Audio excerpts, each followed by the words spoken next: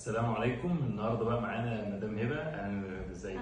عامله ايه؟ الحمد لله يا دكتور. اخبارنا اول النهارده كانت تاني جرعه من جورو، يعني خدنا اول جرعه كانت الاسبوع اللي فات. طيب ايه الاخبار بقى؟ قولي لنا اول حاجه بس، الاعراض اخبارها ايه؟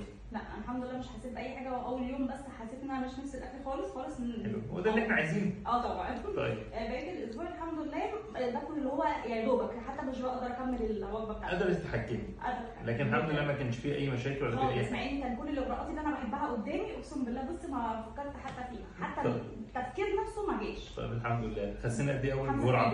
اول جرعه؟ اول جرعه 5 مكملين ان شاء الله بامر الله. طيب قولي لنا الاول، انت عرفتينا منين؟ من على الفيسبوك.